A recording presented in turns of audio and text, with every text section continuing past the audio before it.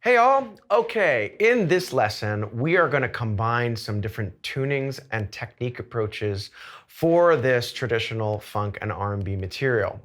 Now, remember some of the techniques we had gone over in the earlier videos that I covered, the different forms of technique for molar or straight on the hi-hat, the different tuning, high or low, and rim shot or no rim shot for the snare.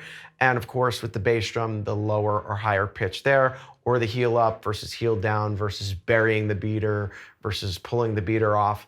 All that plays into the type of sounds and approach you want to have when you think about the era of playing, the era of sound, the era of musicality of some of the artists that we talk about in these styles. Now, we're going to start with the earlier forms of sound that I go to with my ear. This would be probably before funk really got going.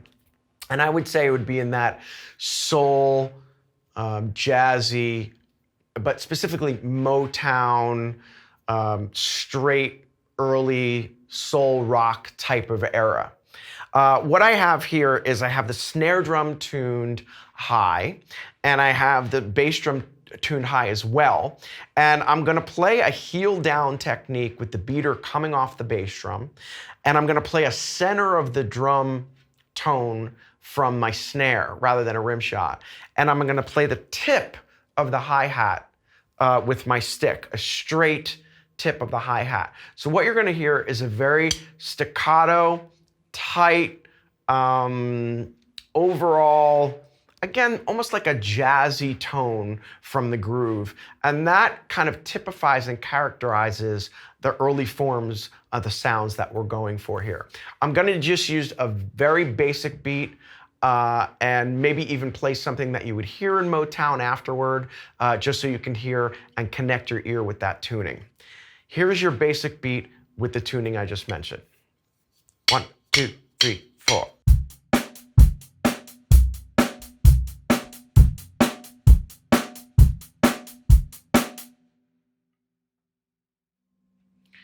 And if you were to hear something in Motown, we sometimes call it the Motown stomp with the snare drum on every downbeat, it would sound like this. 1, 2, 3, 4.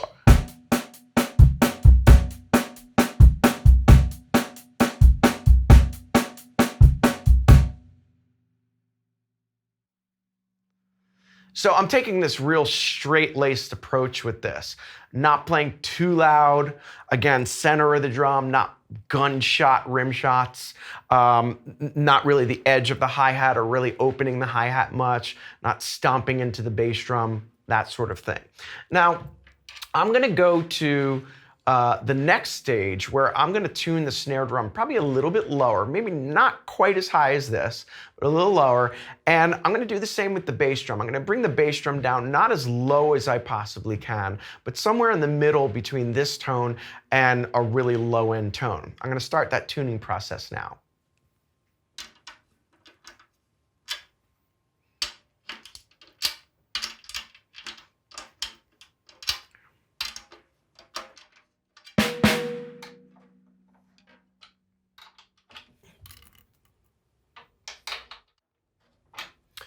All right, what I've done is I've brought the bass drum down about halfway from the highest pitch I was at to where I want to go to.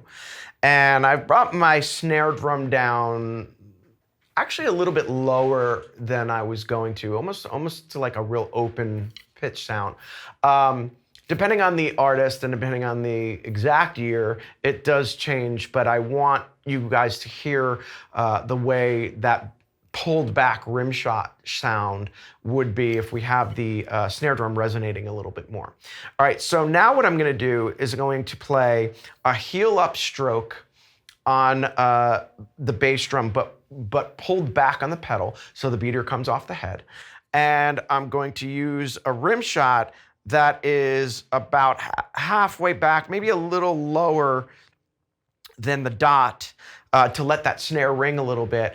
And I'm gonna use a straighter sound on the hi-hat, but again, more of the stick, less of the tip, but more of the stick. So you're getting a little bit more bite from this groove, but you still have that sort of open, twangier, jazzier-ish sound.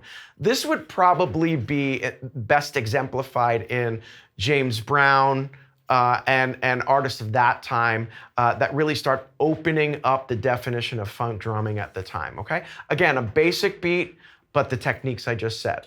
Here we go. 1, 2, 3, 4.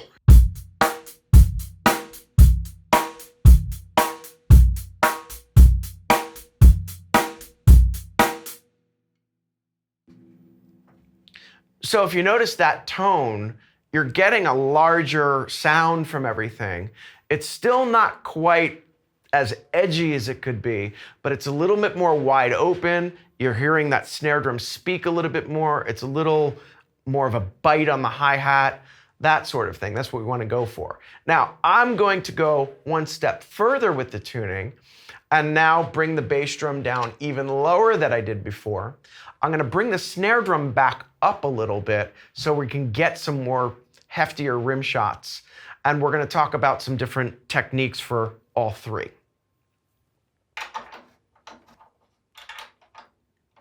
All right, just getting the finishing touches to lowering that bass drum. So now I've brought the bass drum down all the way, and I'm going to take an approach with burying the beater this time, just so we can hear it a real more staccato, succinct, louder sound. I brought the snare drum up in pitch a little bit, but I'm going to still keep a rim shot that's not quite in the center of the drum, because again, we're not really going for a heavy rock sound. We're going more for that funk sound, but I'm going to get more of that louder, more staccato rim shot, but still with a little bit of ring from the drum. And then I'm also going to infuse some molar technique from the hi-hat, and we're going to hear the difference of this sound. Okay, so full stroke from the bass drum, beater on the head, rim shot around here, nice and strong, and molar technique. Here we go. 1, 2, 3, 4.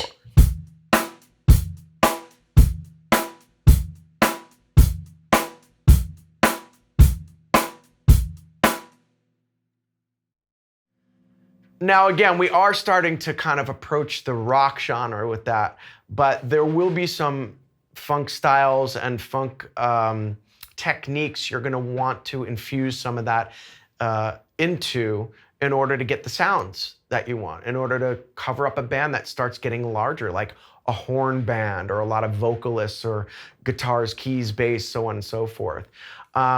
So as you go through the subgenres and the different eras of funk, you really need to think about all this different tuning and these different approaches to see what works best for what artists. One last suggestion is to go back and try to listen to all those examples back to back so your ear can pick up on the different tuning, the different vibe, the different presence from each of those different tunings that I gave you on the kit. And you'll hear the differences and how they apply to the genres we're talking about. All right? So as we move forward, we're going to talk about the development of funk patterns. Stay tuned.